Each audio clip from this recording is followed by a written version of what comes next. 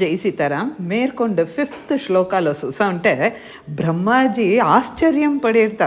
మే నాసాపుఠాత్ ఉత్తిత, నా ముక్కులోండి ఇది ఏం వచ్చింది? అసౌకిటి అచింత్య మహిమ, ఇంత అన్ఇమాజినబుల్ గ్లోరీతో వచ్చిన ఈ కుట్టి వరాహం ఏమి? కహ, ఇది ఏమిది?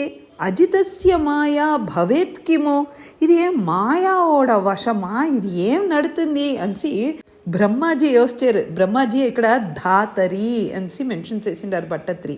ఇత్తం విచింతయతి సద్య శైలమాత్ర భవన్, ఇట అతను యోచుట ఉండేంతిలే ఒక భయంకరమైన శైల అంటే కొండనా పైగా అతడు ఘోర ఘోరం జగర్జిత కిల అనే అంత విశ్వరూపం ఎత్తున్నారు వరాహర్ అనేసి మన 5th శ్లోకాలో చూడచ్చు. அடுத்தது 6th శ్లోకాలో భట్టత్రి పేరు జనస్తపస్థాహ అనేరు. అదావదు జనలోకాని తపలోకోని సత్యలోకంలో ఉండిన అన్ని మునివర్లు అందరూ సేరి స్తుతి చేసింది ఆరంభించేరుతా. ననువుర్భవంతం, ఈ స్తోత్రాలన్నీ చేసేది వినిసి దాని భట్టత్రి అనేరు తత్స్తోత్ర హర్షల మనాహ, వీళ్ళందరూ ఋషులు మునివర్లు అన్ని స్తోత్రం చేసే చూసి భగవాన్ను ఓవర్ హ్యాపీ అవి భూయ పరిణధ్య సంతోషంలో కూసేరుట వరాహ భగవాన్ కూతాని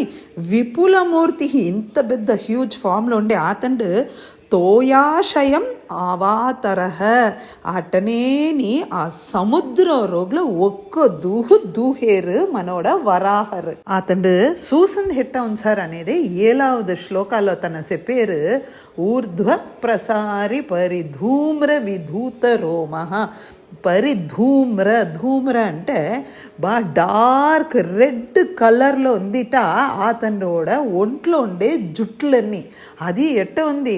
ప్రోక్షిప్త వాలదిహి అంటే తోహలుండే జుట్లుడే ఎట్ట ఉంది అంటే తూక్కు నిలుసుందిట. అవాముఖ ఘోర ఘోన, తనోడ మొహం ఎట్ట ఉంది? దియ నోక్ డౌన్వర్డ్స్ డైరెక్షన్లో నోక్ ఉంది. అతండు కన్నో పరిఘూర్ణత అక్ష్ణ అనేరు. అదో కన్ను ఉరుటి తన చూసేరుట. చూసుంటా ఆ నీళ్ళ రోగులు జంప్ చేశారేహా, ఆ నీళ్ళ రోగులు ఏమన్నీ ఉంచింది అనేదే அடுத்து 8వ శ్లోకాలు అనేరు. అతను ఇన్ డెప్త్ డీప్ అతను రోగుల పోయేప్పుడు తదను సంకుల నక్ర చక్రం, ఆ రోగుల క్రాకడైల్స్ అన్నీ ఉందిట. భ్రామ్య తిమింగిల కుళం, అక్కడ ఘనంగా వేల్స్ అన్నీ నడమాడుతూ ఉంది. కలుషోర్మి మాలం, అక్కడ ఉండే వేవ్స్ అలై ఎట్టుందంటే భయంకరమైన అలై ఉందిట. అంతర్జలం ఆవిష్య, అట్నే ఆ డీప్ ఇన్నర్ వర్డ్స్ భగవాన్ పోయేప్పుడు భీషణరవేన, అట్నే అతనోட సద్దు పండ్రి హోదా, ఆ పండ్రి స్టైల్ అతను పోయేప్పుడు ఆ సౌండ్ గుర్ర అనిసి ఉడతా అతను దియా పోయారు. ఎదివెరిపోయారు. రసాతల స్థాన్ ఆకంపయన్ త్వం వసుమతిం అఘవేషయ, ఆతండు ఉడిసే సౌండ్ని ఆతండు దియ నోకు ఆ వసుమతీం అంటే భూమి తాయారున వెత్తుకుంటాని అంటే ఎట్ట పోయారు మోపం పట్టుకుంటాని ఆ సౌండ్ ఉడతా పోయేప్పుడు అక్కడ చుట్టుండే వాళ్ళు అయిని వెరిసిపోతున్నారు. அடுத்தது 9వ శ్లోకాలో ఇటు వరాహ భగవాన్ వెత్తుకుంటా రసాతలం వెరిగిపోయేప్పుడు అక్కడ చూసేరు మనోడ భూమి తాయారు అక్కడ ఉండే చూసి తన్నోడ ఆ తెట్రుపలు ఉన్నాయా దల్ల తాయారున ఏత్ తన బయట వచ్చేరు. దాననే శ్లోకాలో దంష్ట్రాకురేన వసుధాం అధధా సలీలం, ఆటల్ పోహల్లా అతను ఎత్తొచ్చేరు అనేరు. దీననే కంటిన్యూయేషన్ ఆ 10th శ్లోకాలోని భట్టత్రి లాస్ట్లో నేరు హే క్రీడావరాహ వపు ఈశ్వర, ఆటల్ పోహలో జస్ట్ లైక్ దట్ ఈ రూపం ఎత్తు వచ్చారే మీరు హే కృష్ణ అనేసి చెప్పి భట్టత్రి అనేరు. అథ ధరాం అభ్యుద్ధరన్, అట్నే మీ 2 తెట్రుపళ్ళు అట్నే బయట ఎత్తొచ్చారే. దానికి ఇక్కడ భట్టత్రి ఎగ్జాంపుల్ అనేరు.